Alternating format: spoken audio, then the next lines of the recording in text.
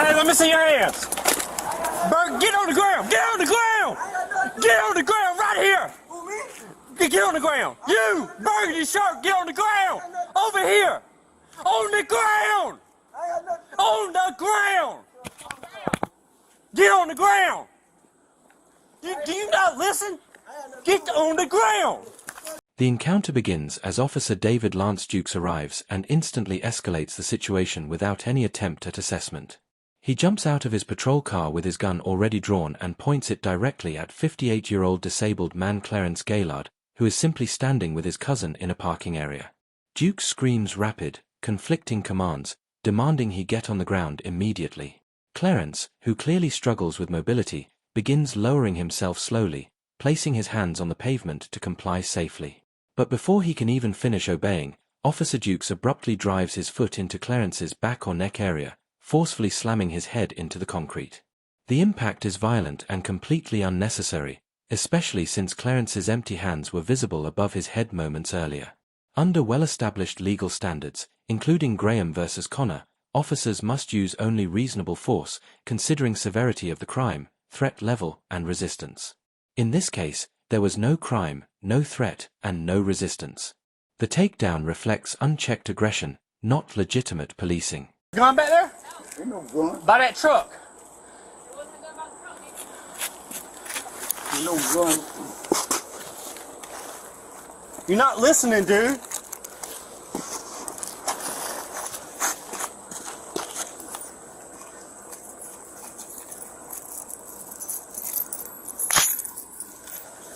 Bro, you got a gun on you, man? No, I ain't got no gun. All right, I I'm don't just want no gun. I don't Turn want back over. Paul, do you watch him say?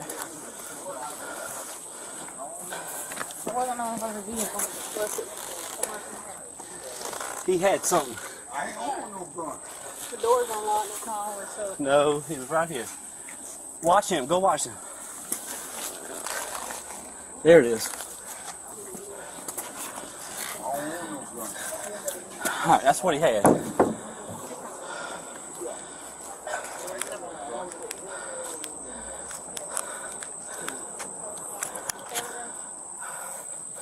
All right, who's the complainant? All right, get him up. Put your leg up. 25 city, got one tank. Alright, put your leg that way so you I'm can stand just up. All right, listen, I'm about to help you. Hold on. Hold on. All right, ready? 1, 2, 3. All right. Yep. Listen. Yep, they slammed my head Listen. down on the cement. Yep. Go back inside. Go back in the house. Go back in the house. Ain't nobody talking to you. I got head drummer. Go back in the house. Yeah. Y'all bust my head down. Yeah, I've been in an accident. Yeah, y'all bust my head down. You throw me down. I sure did. You and- wasn't listening. Yeah. No, it ain't. You ain't to throw me down like that. I'm disability. Okay. I got head problem. Yup. You throw me down. Yup. You throw me down. You throw me down. Yup. You bust my head down on the cement. Yup. You bust my head. All right, let me tell you what. His forehead. You bust my head down on the cement. He was in front of the car when I came up. And he was walking like this. And I thought it was a gun at first. I said, drop the gun, drop the gun, drop the gun, drop the gun. Had him at gunpoint. And he's over here doing something like this. You slammed my head. You slammed my What head he was doing is down putting on this up behind the cement. tire. So he comes over right here. He got his hands in his pockets. I'm telling him, let me see your hands, let me see your hands, let me see your Why you hands. bust my head then? He wasn't listening. No, it ain't. He got the, like this right here, You grabbed me. and we went onto the and ground. you bust my After the slam, Officer Dukes tries to justify his actions by claiming he thought Clarence had a gun behind the truck and that he repeatedly ordered him to drop it. He later tells fellow officers that Clarence kept his hands in his pockets and ignored commands. But the bodycam footage completely exposes this as false. At every moment in the recorded video, Clarence's hands are fully visible, at one point raised above his head, and not once does Dukes mention a gun, tell him to drop a weapon, or ask to see his hands.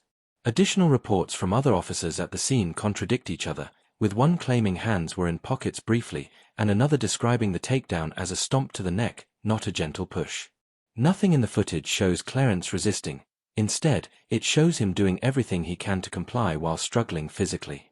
These conflicting statements clearly indicate an attempt by Officer Dukes to manipulate the narrative after using unjustified force, further undermining his credibility and exposing the severity of his misconduct. Yeah, your head did hit the cement. Right, because you bust me down on the cement. Where's the complainant? You bust my head down on the cement. Right here? You bust my head. You bust my head. Where's the complainant? Bust my head down. We're trying to get the name of the complainant. You So bust my head. What are we doing? I guess Sam was going to check him out. Ain't nobody There ain't nothing about here wanting to press charges on us. Who called? I'm not sure. Take him out of cuffs right now. I mean, because that's what we You're going to got. have to use it force. Yeah. No doubt. Yeah. slam my head down. Dude, I didn't know what his You intention use was. the force. You need to look at the camera. Alright. The officer did wrong. Slam my head down. Bust my forehead. Damn right. You gonna pay me for that shit too. Mayor, I'm going to take that into evidence of what he had. What? Well, I mean, you know, that's the reasons I did what I did. You know what I'm saying? That's where I'm coming from. No gun or nothing. Because when he was behind the truck, I couldn't see what he was doing. And I didn't know where There ain't nothing there. that went. If it was still in his pockets when he come around that car with his hands in his pockets. These dogs officer. Got it on camera. Okay. Yeah, a All dog right, that's stick. fine. A dog stick. So he can come out of cuffs? Yes. Take him out of handcuffs. Yeah, he can come out.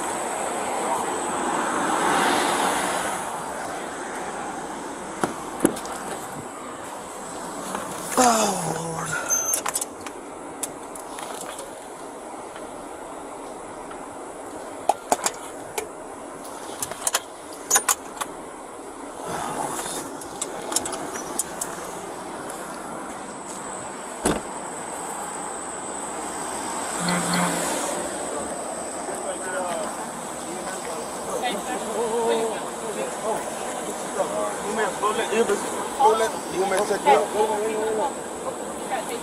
You mind looking?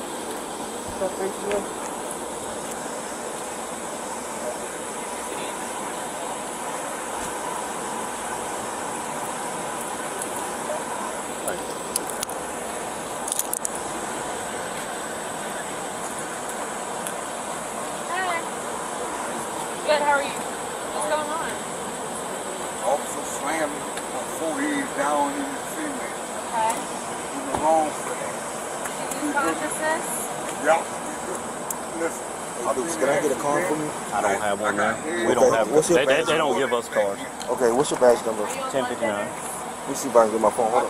hold on, we have cards. I get headache. Alright, Okay. it's in the blood center. Okay. Thank Like you. go to hospital? In the tense moments after the incident, Clarence complains of head injury and dizziness, explaining repeatedly that he is disabled and has prior head trauma, yet Officer Dukes dismisses him, ordering witnesses away and ignoring the seriousness of the injury he caused.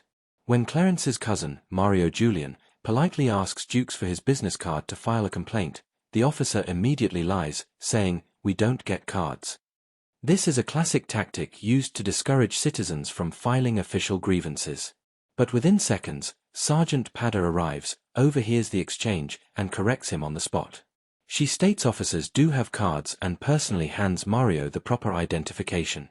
This moment is critical. It shows Dukes actively trying to evade accountability and hide his misconduct, while Sergeant Padder demonstrates transparency and professionalism.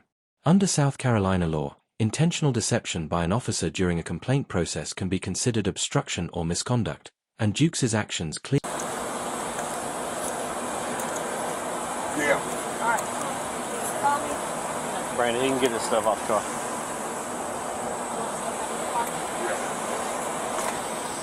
Dukes, will you say badge number? 1059.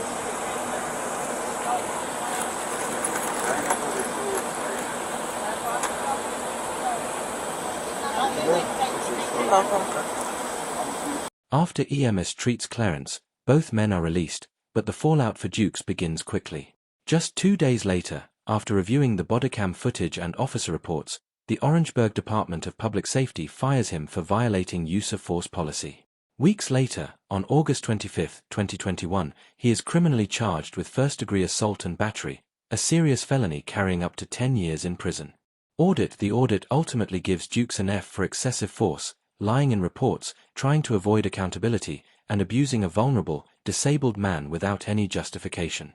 Clarence and Mario acted calmly, respectfully, and fully complied, showing they were victims of pure misconduct.